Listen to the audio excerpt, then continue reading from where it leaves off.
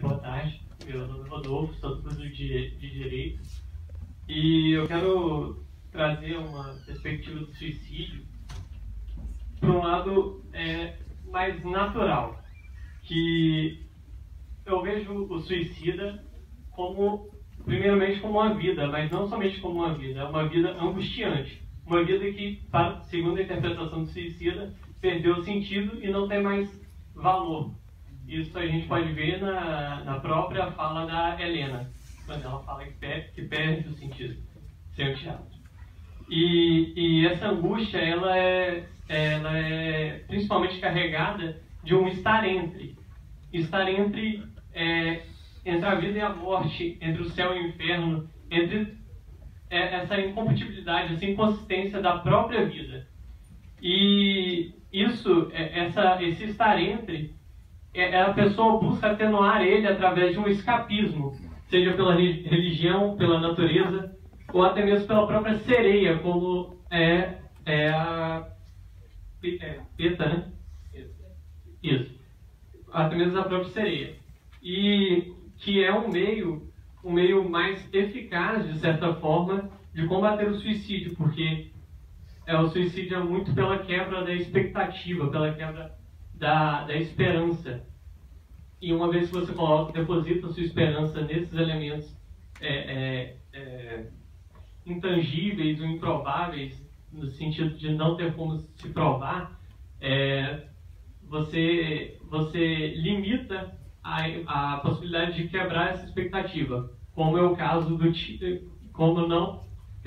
Aí, no caso da Helena, ela depositou suas esperanças, o seu escapismo no teatro, algo tangível, então, algo que poderia romper com as esperanças. E, portanto, o escapismo que ela escolheu não foi eficaz para evitar o suicídio dela. Mas o que eu quero dizer é que, já que a vida por si só é angustiante, ela enseja um estar entre por si só, todos nós somos potencialmente suicidas, já que estamos no mesmo barco. Então, eu queria perguntar como preencher esse estar entre, como evitar um suicídio em razão da pessoa não se ver no mundo como ele é. Essa é a minha indagação. É claro que antes da sua indagação você fez uma série de considerações e que envolvem muitos elementos complexos. Então, primeiro, até pelo tempo apertado, eu não vou poder pontuar todos, né?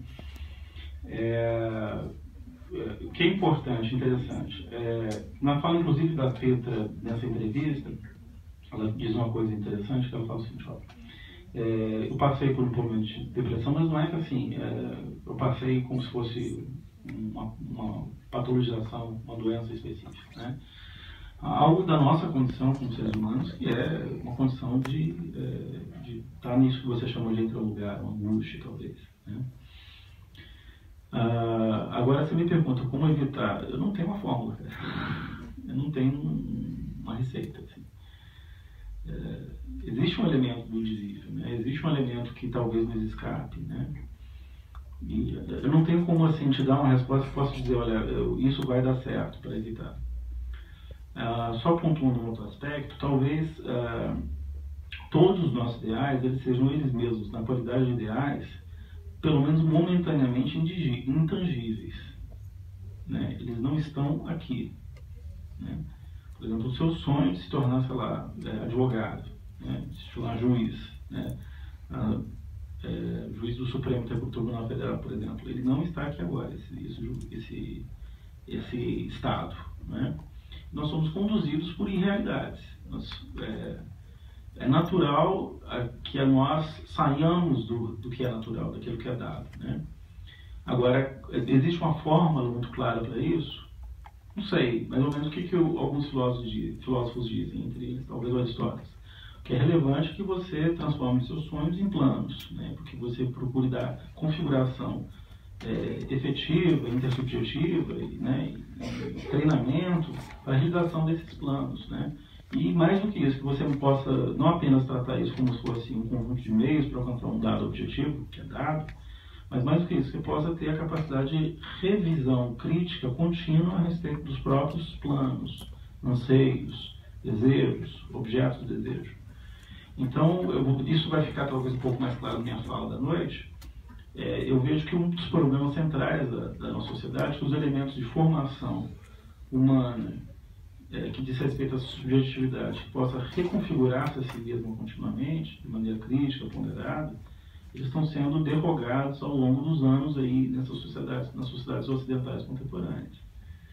Que talvez parte do problema está justamente aí. As nossas oportunidades de reflexão racional sobre as nossas próprias vidas, né, não meramente instrumental, está sendo tirada, né? Então, parte do problema pode ser evitada aí, mas isso não é também uma receita de bolo.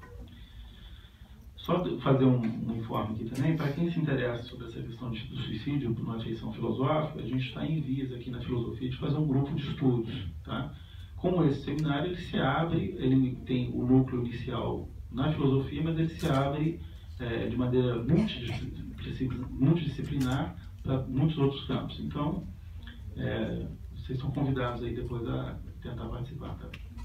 Respondendo a pergunta do Gente, olha, a questão de não ter, o psicólogo não ser acessível, a gente tem as chamadas clínicas escolas, como tem a da UBV, que tem atendimento, inclusive tem um horário que é isento de pagamento. O pagamento também é uma taxa muito pequena. E eu acredito que a FAES, a própria UFES, eu não sei